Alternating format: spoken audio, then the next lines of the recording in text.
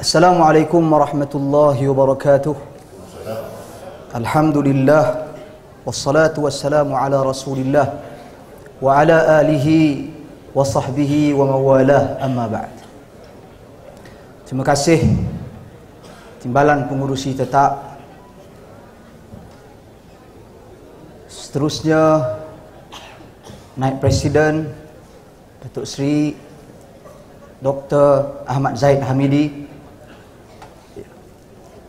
Dan sebelum itu Timbalan Presiden Tan Sri Muhyiddin Yassin,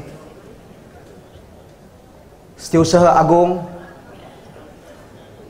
kemudian hulu balang saya, kekanda saya, Ketua Pergerakan Pemuda UMNO Malaysia Saudara Khairi Jamaluddin, ahli-ahli majlis tertinggi, para perwakilan, sidang hadirin, tuan-tuan, puan-puan, saudara-saudara, saudari-saudari yang dikasihi dan dirahmati Allah sekalian.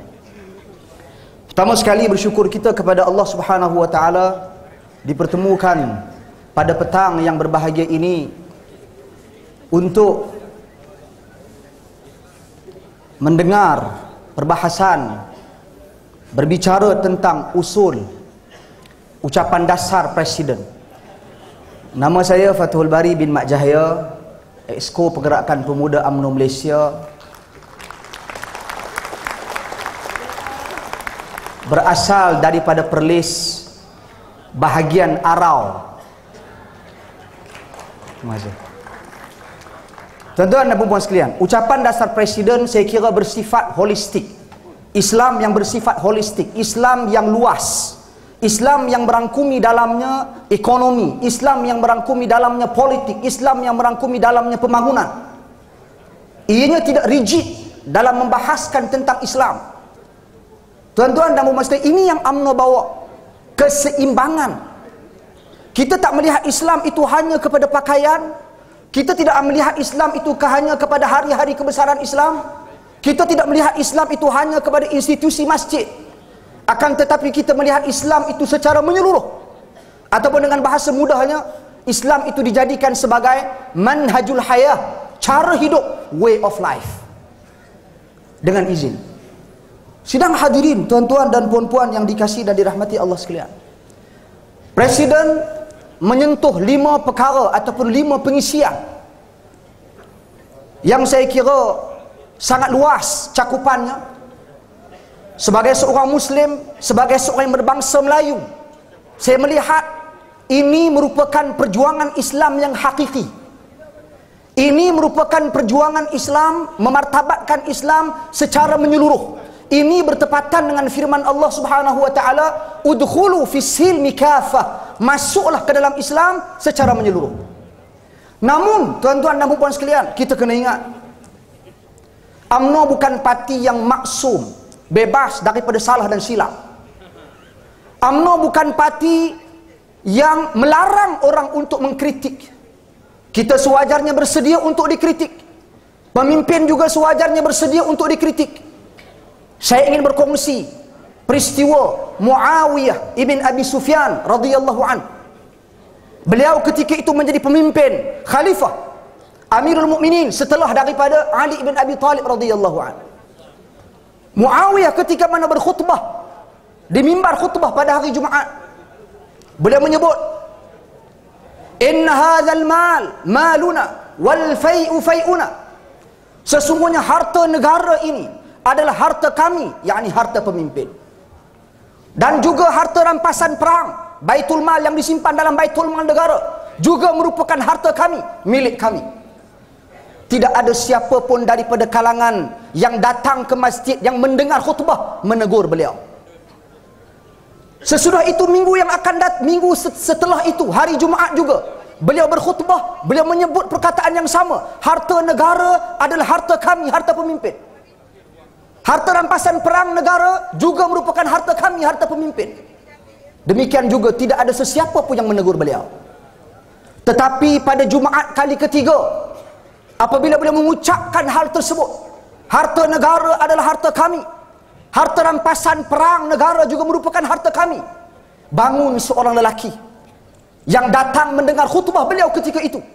Lelaki ini lantas mengkritik perkataan Muawiyah ibn Abi Sufyan. Kalla, innamal malu maluna, harta itu juga merupakan harta kami. Wal fai'u fai'una, harta rampasan perang itu juga merupakan harta kami. Merujuk kepada harta rakyat juga. Muawiyah ibn Abi Sufyan radhiyallahu an yang ditegur, dikritik oleh rakyatnya. Kalau kita kata mungkin dia marah, tetapi sebenarnya tidak. Dia sangat bergembira. Setelah dia turun daripada mimbar khutbah, selesai salat Jumaat, dia panggil lelaki yang tegur. Kata dia kepada lelaki ini, terima kasih, dia kata. Kenapa lelaki ini kata, kenapa kamu terima kasih kepada aku? Dia kata, sesungguhnya baginda sallallahu alaihi wasallam telah bersabda, sayati qaumun yatakallamun fala yuraddu alaihim yataqahamuna finnar taqahumal qirdah. Hadis riwayat Musnad Abi Ya'la Al-Musili. Maksudnya, akan datang, kata Nabi, satu kaum yang mana apabila mereka bercakap, apabila mereka berucap, perkataan-perkataan mereka sama sekali tidak dikritik. Perkataan-perkataan mereka yang salah sama sekali tidak ditegur. Mereka ini akan melompat-lompat di dalam neraka ibarat kera yang lompat. Sidang hadirin tuan-tuan dan puan sekalian, maka sewajarnya pemimpin perlu kritis, bersedia untuk menerima kritikan, bersedia untuk menerima pandangan. Jika tidak ada orang mengkritik kita, kita bimbang, kita tergolong di kalangan orang yang Nabi SAW sebutkan seperti kera yang melompat di dalam neraka. Maka tuan-tuan dan puan sekalian, pemimpin kita patut berbangga. Kita dikritik, kita diberikan pendapat dan pandangan dan yang lainnya. Dan tuan-tuan dan puan sekalian, satu perkara yang ingin saya kongsikan di sini. Kadang-kala kita mungkin salah faham. Bila kita kata orang kritik kita, ini bukan orang UMNO. Orang kritik kita, kita kata ini bukan orang aku, ini Tim Blay dan sebagainya.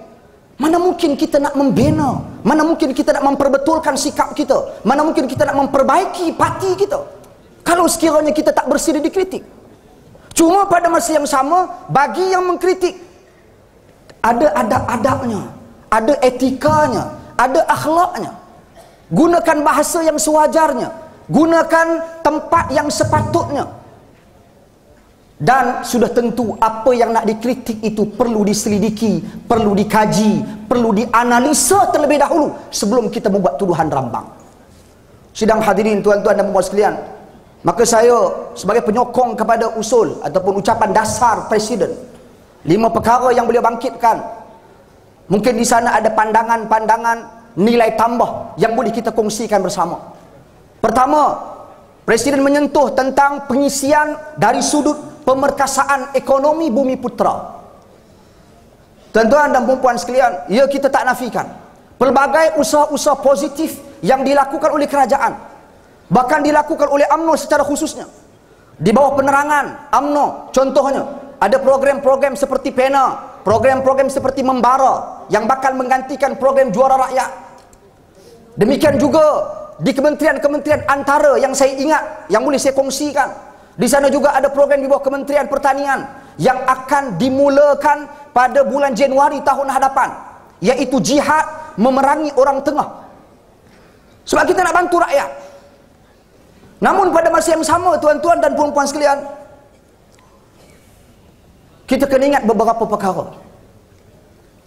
Ini dibangkitkan di dalam Perhimpunan Pemuda semalam. Isu yang berkaitan dengan kos sara hidup, yang berkaitan dengan skim rumah pertama, yang saya kira mana-mana orang muda, mana-mana belia menuntut hal ini. Jadi saya minta kerajaan memberikan perhatian lebih kepada isu yang seperti ini, tuan-tuan dan puan-puan sekalian. Namun pada masa yang sama juga, bila pemuda bercakap tentang isu kos sara hidup, bila pemuda bercakap tentang isu tarif elektrik, bila pemuda bercakap tentang isu harga rumah, bila pemuda bercakap tentang isu pengangkutan awam dan sebagainya, pada masa yang sama juga saya nak menyentuh tentang isu pendidikan pemuda juga, yang saya kira juga berkaitan dengan ekonomi. Apabila orang sebahagian di luar sana menyuarakan isu pendidikan percuma, tuan-tuan dan puan sekalian, Saya mungkin tidak layak untuk mengulas isu tersebut secara langsung. Akan tetapi apa yang ingin saya katakan di sini, di samping kita menyuarakan pendidikan percuma, kita perlu lihat dan kita perlu kaji sejauh mana Bumi Putra berjaya dalam pendidikan.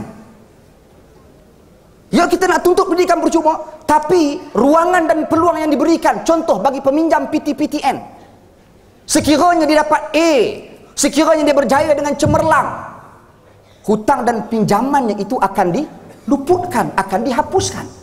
Maka itu juga perlu kita bincang, di samping yang menyeru kepada pendidikan percuma. Bahkan pihak pembangkang yang menyuarakan isu pendidikan percuma, tuan-tuan dan puan sekalian, saya kira ternyata di Selangor sendiri mereka gagal mempraktikkan pendidikan percuma. Jadi ini clear saya kira. Jadi tuan-tuan dan puan sekalian, itu satu. Kemudian yang kedua, poin yang menarik yang dibangkitkan oleh Presiden berkaitan dengan maqasid asy-syar'iyyah, yaitu berkenaan dengan pengisian agama. Tuan-tuan dan puan-puan sekalian, Presiden menyebut tentang maqasid ini ada 5 perkara. Maqasid syariah ini maksudnya objektif agama. Objektif agama ini diturunkan, tuan-tuan, untuk menjaga 5 perkara. Perkara yang pertama, menjaga agama itu sendiri. Saya ulas satu-satu secara ringkas. Bila kita katakan menjaga agama, tuan-tuan dan puan-puan sekalian, antara yang menarik yang saya kira telah dipersetujui oleh Presiden sebentar tadi, setuju untuk membincangkan, dimasukkan perkataan Ahlus Sunnati wal Jamaah di dalam perlembagaan.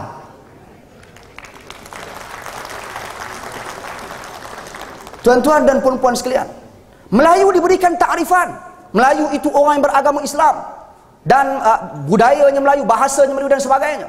Akan tetapi perkataan Islam itu belum diberikan definisi. Ini sebenarnya membuka ruang, membuka peluang kepada ajaran-ajaran yang mereka menyandarkan pegangan mereka kepada Islam. Jadi bila mereka gagal di mahkamah syariah, mereka akan pergi kepada mahkamah persekutuan, mempersoalkan perlembagaan dengan mengaku bahawasanya kami juga beragama Islam. Jadi ajaran kami perlu dibenarkan. Jadi sebab itu tuan-tuan dan puan sekalian, suara ini dimulakan oleh mahasiswa. Saya ucapkan tahniah kepada mahasiswa nasional yang akhirnya disambut oleh timbalan Presiden dalam ucapan perasmian sayap, dan kemudian disambut oleh Presiden sendiri. Ini membuktikan UMNO mendengar suara dan luahan mahasiswa. Sidang hadirin tuan-tuan dan puan sekalian, demikian juga kita pada hari ini berhadapan dengan pelbagai isu ajaran sesat, antaranya Syiah yang hangat diperkatakan akhir-akhir ini. Jadi saya nak minta masa dengan izin Tuan Timbalan Pengurusi Tetap untuk ditayangkan satu video tentang ajaran sesat, ringkas sahaja insya-Allah. Mohon izin. Silakan. Subhanallah. يعني يصاب بجبوره بداء، الأطباء يشرحون هذه النقطة، وهذه حتى قديما يعني محمد بن سعد في الطبقات الكبرى يقول كانت في 5، هذه مرض الأبنة يسمونه، كان في 5 أحدهم سيدنا عمر رضي الله عنه، هو يقول كان في دبوره داء يشفى بماء الرجال. طبعا وجهوها أنه ماء الرجال نبتة من النباتات العشبية.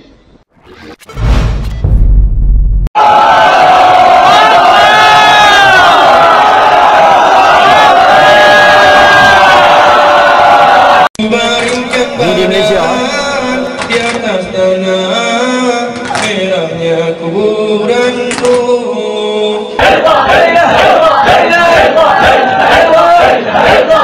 Ku baringkan badan di atas tanah merahnya kuburanku.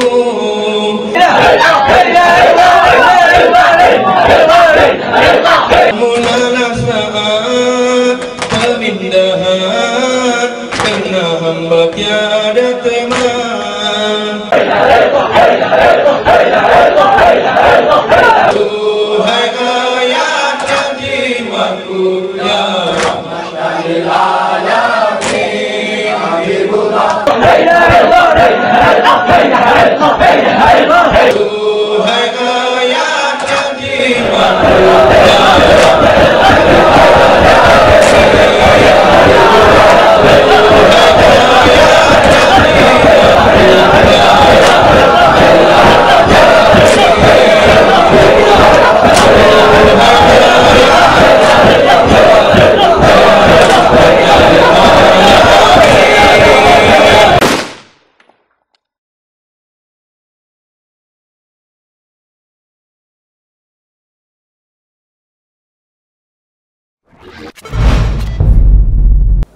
Okey, terima kasih kepada sahabat saya Abu Akif Studio. Tuan-tuan dan puan-puan sekalian, jadi ini di antara contoh-contoh ajaran sesat yang mana sebahagiannya bahkan semua daripada tunjukkan tadi dah berada dalam konteks negara kita. Yang pertama, Imam Syiah, itu imam nama dia Yasir Al-Habib. Apa disebut tentang Umar Al-Khattab radhiyallahu an? Dia kata Umar Al-Khattab radhiyallahu an yang kita puja sebagai Amirul Mukminin, khalifah Islam yang hebat, yang disebut oleh Nabi SAW, kalau ada Nabi selepas daripada aku maka Umar Nabi tersebut. Yang Nabi SAW sebut tentangnya, syaitan takkan lalu di jalan-jalan yang dilalui oleh Umar Al-Khattab di dalam bandar Madinah kerana takutkan kepada Umar. Namun mereka tuduh fitnah Umar Al-Khattab radhiyallahu an sebagai homoseksual. A'udzubillah. Tuan-tuan dan puan-puan sekalian, sebab itu kita melihat isu ini perlu ditangani. Perlembagaan itu perlu diletakkan, diberikan definisi yang tepat. Dan kemudian kita juga ingin mencadangkan buatlah apa-apa institusi pun untuk kita kawal, untuk kita kekang seluruh ajaran-ajaran sesat ini. Sebab kadang-kadang kita menghadapi masalah apabila wujudnya perbezaan antara institusi agama di setiap negeri. Negeri ini kata macam ni, negeri ini kata macam ni. Mengapa tidak diwujudkan satu institusi apapun? Tak ada masalah. Fikirkanlah para pemimpin untuk menyelesaikan ajaran sesat. Kita mulakan dengan mengubah ataupun memberikan definisi pada perlembagaan seperti yang disebut oleh Presiden. Kita menyokong sepenuhnya tuan-tuan dan puan-puan sekalian. Dan demikian juga, oleh kerana saya pemuda, saya nak kena cakap pasal pemuda sikit. Minta izin. Tuan-tuan dan puan-puan sekalian, orang kata pemuda kita tak perjuangkan agama dan sebagainya. Tak. Kita perjuangkan agama. Cuma kita bawa konsep yang progresif, yang kontemporari. Progresif kontemporari merujuk kepada approach, cara kita mendekati, kita bawa cara baru, kita bawa semangat baru, kita bawa pandangan baru, kita kritis. Ini yang sepatutnya kita lakukan. Kalau kita masih bawa lagi approach, saya bukan kata approach lama tak bagus, tidak. Tapi kalau kita bawa lagi kenyumudan, tak boleh dikritik, tak boleh diperbetulkan, saya kira ini sudah ketinggalan zaman. Zaman sekarang, orang berhubung dengan teknologi, tuan-tuan dan puan-puan sekalian, komunikasinya sangat mudah.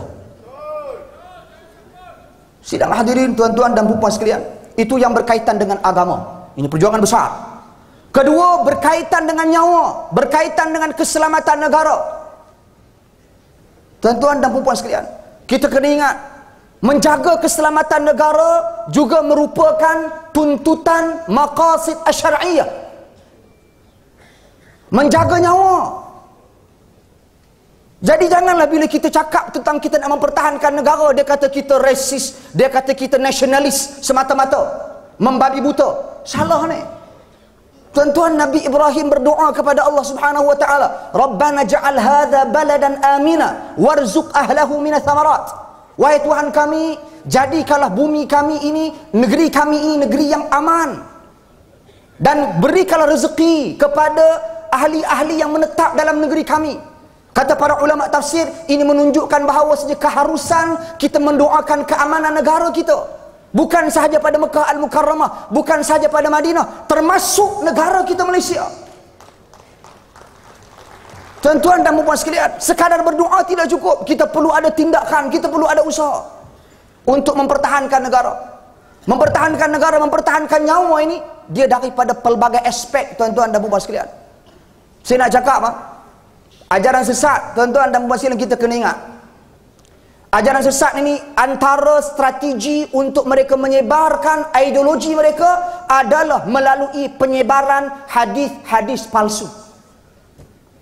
Kita dah ada pada hari ini, tuan-tuan dan puan-puan sekalian, usaha untuk mempertahankan Al-Quran daripada diselewengkan, dipalsukan dan sebagainya.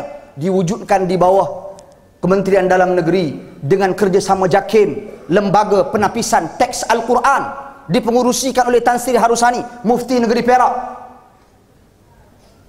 Namun kita masih ada satu lagi, iaitu hadis Nabi. Kita kena pelihara hadis Nabi. Hadis Nabi adalah sumber agama yang kedua setelah Al-Quran.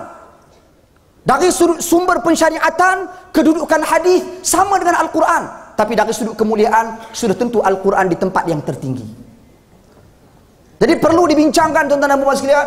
Saya mencadangkan kepada naik presiden agar mempertimbangkan cadangan ini supaya juga diwujudkan institusi ke ataupun nak dikembangkan lagi lembaga penapisan teks Al-Quran itu kepada hadis juga, kerana hadis juga merupakan sumber agama. Saya bagi contoh ideologi tuan-tuan dan puan sekalian, pemalsuan hadis yang ada kaitan dengan pegangan akidah. Contohnya saya bagi, disebarkan dalam hadis tuan-tuan dan puan sekalian, ini penghinaan kepada zat Allah Subhanahu wa taala. Inna Allah khalaqal khayl fa ajraha fa araqat fa khalaqa dhatahu minha. Allah dia cipta kuda, kemudian dia bagi kuda tu lari, kemudian kuda tu berpeluh, dan dia cipta zat daripada kuda. Ini diriwayatkan dalam kitab hadis. Tapi hadis palsu sudah tentu. Tapi kalau kita tak tapis perkara-perkara yang seperti ini, penyebaran hadis palsu ni sudah tentu dia dapat membentuk pemikiran-pemikiran yang sesat, ajaran-ajaran yang jelas bercanggah dengan ahli sunnah wal jamaah. Tuan-tuan dan puan sekalian, saya nak ambil ringkas sikit lagi tentang pengertian ahli sunnah yang perlu kita fahami. Orang cakap senang ahli sunnah wal jamaah. Apa ahli sunnah wal jamaah ni? Nabi SAW sendiri memberikan ta'rifan ahli sunnah wal jamaah. Kata Nabi dalam hadis yang panjang, saya baca secara ringkas, sataftariqu ummati ila 73 firqah kulluha finnar illa wahidah. Qalu ya man hum ya Rasulullah? Qala al jamaah. Dalam riwayat yang lain, ma ana alaihi al-yawm wa ashabi. Akan berpecah umat ni kepada 73 kelompok. Kesemuanya masuk ke dalam neraka melainkan satu sahaja. Siapa? Mereka tanya Nabi. Kata Nabi SAW, al jamaah. Ditanya lagi Nabi SAW, siapakah al jamaah? Kata Nabi, ma ana alaihi al-yawm wa ashabi. Apa yang aku dan para sahabatku berdiri di atasnya pada hari ini. Jadi presiden tadi menyebut dengan jelas jalan Nabi SAW dan para sahabat radhiyallahu anhum ajma'in. Contoh yang paling jelas yang perlu kita jadikan ikutan, Nabi dan para sahabat. Dan yang menyusul selepas mereka, kata Al-Quran, walladzina taba'uhum biihsan radhiyallahu anhum wa radu'an. Dan yang mengikuti mereka-mereka itu, yakni sahabat Nabi, terdiri daripada Ansar, terdiri daripada Muhajirin. Mereka-mereka itulah yang Allah redha mereka dan mereka redha Allah. Siapakah yang mengikuti sahabat Nabi? Para ulama ahlu sunnati wal jamaah. Para ulama al-Imam Abu Hanifah, Imam Malik bin Anas, al-Imam Syafi'i, al-Imam Ahmad bin Hanbal rahimahumullah. Imam-imam ini imam ahli sunnah. Itu pengertian ahli sunnah. Bagi kita jelas benda ni. Ini kita duk cakap-cakap, kadang-kadang kita tidak tahu apa itu ahli sunnah wal jamaah. Tuan-tuan dan puan-puan sekalian, demikian juga bila bercakap dalam konteks maqasid syar'iyyah, dalam erti kata selepas menjaga nyawa, juga menjaga akal. Menjaga akal ni saya suka kaitkan secara langsung dengan apa yang disebut oleh Presiden Pengkaderan Parti. Kita nak bina regenerasi. Kita nak bina generasi. Tuan-tuan dan puan sekalian, saya nak bercakap dalam konteks yang luas. Alhamdulillah, tuan-tuan dan puan sekalian, telah diluluskan di bawah pemuda Akademi Kapten Hussein. Disebut oleh ketua pemuda saya, Saudara Khairi YB Khairi Jamaluddin, tentang penubuhan Akademi Kapten Hussein. Diambil sempena nama Tun Hussein On, di mana beliau merupakan ketua pemuda yang pertama. Banyak perkara yang kita nak buat dalam akademi ini. Bila kita bercakap dalam konteks ilmu, kita nak fahamkan kepada ahli-ahli kita, khususnya dasar-dasar perjuangan parti, supaya kita tak tersasar daripada perjuangan kita. Bukan memperjuangkan kepentingan diri, bukan memperjuangkan kedudukan orang-orang tertentu, akan tetapi kita nak bawa parti kita, tuan-tuan dan puan sekalian, ke arah mana? Ke arah dasar-dasarnya agama Islam itu sendiri. Bangsa Melayu kita, hak-hak bangsa kita, raja kita, tuan-tuan dan puan sekalian, tanah air kita, di samping kita menjaga hak-hak bangsa lain. Wakil Gerakan Pemuda. Ya. Masuk. Okey. Tuan-tuan dan puan sekalian, seterusnya hilanglah. Saja. Jadi tuan-tuan dan puan sekalian, pengkaderan ini saya kira satu hal yang sangat-sangat ataupun perlu ditekankan dan diberikan perhatian khusus. Perlu diwujudkan modul-modul Islam secara jelas, Islam secara holistik, secara meluas, supaya kita dapat membina batang tubuh faham dia sebagai hamba Allah Subhanahu wa taala perlu menunaikan hak Allah. Kemudian dia sebagai ahli perlu menunaikan tanggungjawab sebagai ahli kepada presiden. Dia sebagai presiden perlu menunaikan tanggungjawab kepada ahlinya. kepada rakyatnya. Jadi biar kita faham hal dan isu yang seperti ini. Tuan-tuan dan puan-puan sekalian, saya melihat kaderisasi ini perlu sebenarnya bermula daripada kemas di peringkat bawah. Kemudian ada continuity-nya dengan izin. Susulannya peringkat sekolah, susulannya peringkat universiti, susulannya seterusnya keluar daripada universiti. Baru di sana ada hubungan, tuan-tuan dan puan-puan sekalian. Melentur buluh, kata patah Melayu, biarlah dari rebungnya. Kemudian tuan-tuan dan puan-puan sekalian, demikian juga bila kita bercakap dalam konteks maqasid syar'iyah lagi, menjaga harta ataupun menjaga akal, kemudian menjaga harta benda. Saya kira saya sudah sentuh dalam isu ekonomi sebentar tadi. Juga menjaga maruah. Maruah ini lebih luas, maruah bangsa kita. Mempertahankan bangsa kita Melayu bukan bererti kita menidakkan kedudukan bangsa lain. Kita parti orang Melayu. Tuan-tuan dan puan sekalian, kita parti Bumi Putra. So, apa yang ingin saya tekankan di sini, jangan kita malu, jangan kita rasa gundah gulana apabila orang tuduh kita resis. Tuan-tuan dan puan sekalian, kita nak takut apa? Kita bukan mengambil hak orang lain. Bahkan kita bertanggungjawab menjaga hak orang lain agar tak dicemari. Ini yang kita praktikan selama ini, tuan-tuan dan puan sekalian. Sewajarnya perlu dinilai orang yang nak kata kita resis itu, apa sumbangan dia kepada bangsa dia. Kalau kita katakan di AP, tuan-tuan dan puan sekalian, boleh dilihat sumbangan-sumbangan mereka, boleh dilihat usaha-usaha mereka sebenarnya lebih ke arah menjaga bangsa mereka. Kita tak ada masalah, mereka nak jaga bangsa mereka, tak ada masalah. So jangan ganggu kita untuk memperkasakan dan mempertahankan bangsa kita. Sidang hadirin, tuan-tuan dan puan-puan sekalian, seterusnya saya nak sentuh juga di sini berkenaan dengan sebutan presiden tadi ini, pengisiannya mempersiagakan tentera transformatif, merujuk kepada media sosial. Tuan-tuan, antara ikon media sosial saya, mula-mula saya bertweet, saya tengok hulu balang saya lah, saudara Khairi Jamaluddin, antara yang paling top.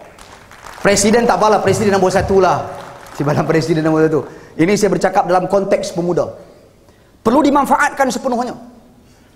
Beliau ada akaun Twitter, beliau ada akaun Facebook, beliau ada akaun Kick pun ada, Kickers. Tuan-tuan dan puan-puan sekalian, saya cuba Kickers ni tapi tak boleh nak rakam muka sendiri, tak boleh. Yang tu fail. Kena jaga akaun masa ni. Okay. Tuan-tuan dan puan-puan sekalian, saya nak sebut sikit saja.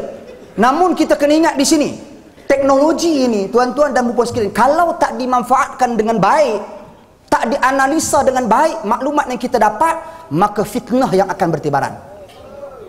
Nabi SAW sebutkan di dalam hadis, ringkas dia baca, yataqarabu zaman wa yanqusul ilm wa yakthurul jahl wa yakthurul fitan wa yulqash syuh wa yakthurul harj. Qalu ya Rasulullah mal harj? Qala al-qatlu. Riwayat Muslim. Satu masa nanti zaman ini komunikasinya akan jadi mudah. Ya, kita sedang berkomunikasi melalui Facebook, melalui Twitter. Tuan-tuan dan puan sekalian, bahkan program kita pada hari ini pun disiar secara online. Namun kata Nabi, yang bahayanya, negatifnya, pada ketika itu ilmu kurang. Orang tak semak, orang tak kaji ketepatan maklumat yang dia perolehi melalui media sosial. Kemudian tuan-tuan dan puan sekalian, apa yang akan berlaku? Ilmu tak ada. Bila ilmu tak ada, dia bercakap entah apa entah. Berlakulah fitnah. Bangladesh lah apalah, tak boleh saya tak sentuh lah yang tu. Tuan-tuan, berlaku fitnah. Bila berlaku fitnah, akan wujud di sana manusia-manusia yang penting diri sendiri. Dia buat fake account, akaun palsu Facebook. Dia maki orang, dia tak kira perasaan orang. Hentam, maki Ustaz Kazim. Tuan-tuan dan puan sekalian, Al-Fadhil Ustaz Kazim, saya kira ini pressure yang mereka berikan. Mereka tak ingin UMNO berubah, mereka tak ingin UMNO lakukan transformasi. Sebelum ini mereka duk kata UMNO tak ada ulama. Bila ilmuwan tokoh agama menyertai UMNO, mereka yang menjadi penghalang. Kita berikan kedudukan kepada ilmuwan-ilmuwan Islam untuk bersama-sama, kerjasama. Ini kita katakan kita membawa konsep inklusif. Kita bagi ruangan kepada agamawan. Tuan-tuan dan puan sekalian, namun masalahnya seperti ini. Kita buat yang tu tak kena, yang ni tak kena. Tuan-tuan, saya teringat Yahudi. Yahudi ini bila Nabi sampai di Madinah, kiblat ketika itu masih belum diubah, masih lagi menghadap ke Baitul Maqdis. Maka orang Islam bila salat di Baitul Maqdis, si Yahudi ni komen. Dia kata apa? Dia kata ni, apa kata bawa ajaran baru, sama je kiblat. Dia komen. Kemudian Nabi berdoa kepada Allah 14 bulan, minta agar kiblat ditukarkan. Tuan-tuan dan puan-puan sekalian, Allah makbulkan permintaan Nabi, permohonan Nabi SAW, kiblat ditukarkan ke arah Masjidil Haram. Komen juga. Apa mereka kata kepada Nabi SAW? Mereka kata, macam mana orang yang dulu yang dah salat menghadap Baitul Maqdis? Mereka ni ada dosa ke? Tak diampunkan, masih masuk neraka ke? Tuan-tuan, ini sikap Yahudi. Jadi tolong jangan bersikap sedemikian rupa. Tuan-tuan dan puan-puan sekalian, sepatutnya bagi sokongan, bagi nasihat yang positif untuk UMNO, terus lakukan usaha-usaha transformasi. Tuan-tuan dan puan-puan sekalian, kemudian saya nak bangkitkan sedikit lagi di sini berkenaan dengan isu mahasiswa. Saya nak bawa isu mahasiswa. Kita ada mahasiswa IPTA kita, Institut Pengajian Tinggi Awam dalam negara kita, di swasta. Kita ada KULN, Kelab UMNO Luar Negara. Tuan-tuan dan puan sekalian, mereka masing-masing ada sumbangan. Jadi saya mengharapkan tidak wujud di sana diskriminasi ke, tengok yang luar lebih ataupun tengok yang dalam lebih. Tuan-tuan dan puan sekalian, kita kena seimbangkan perhatian tersebut.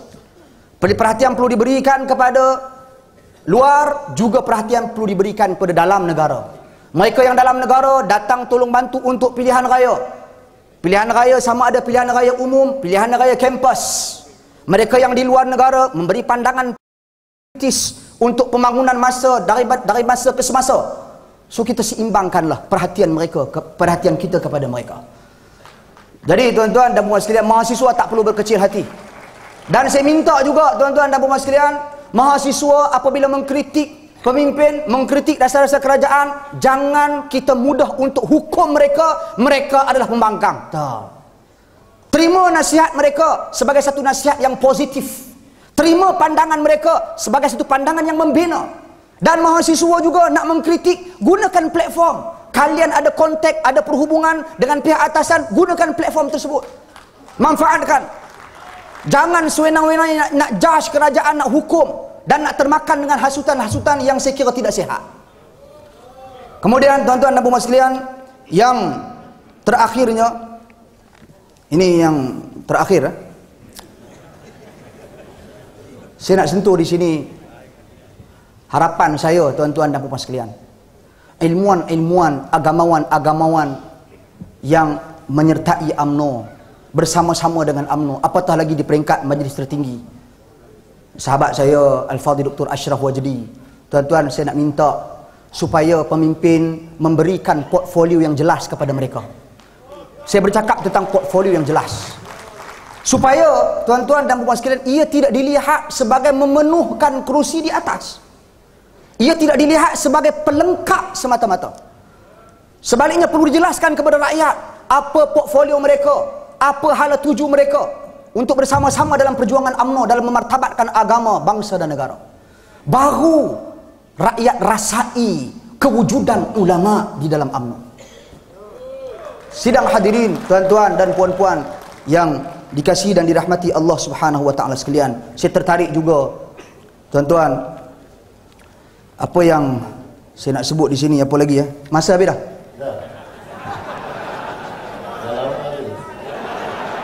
Tuan-tuan, kita nak pergi kepada dunia baru Islam. Saya pada hari ini saya nak minta izin, saya nak bernasyid last. Boleh? Tahun lepas orang menyanyi lagu Anak Kecil Main Api, tapi tahun ni saya nak bernasyid. Boleh izin? Bismillah.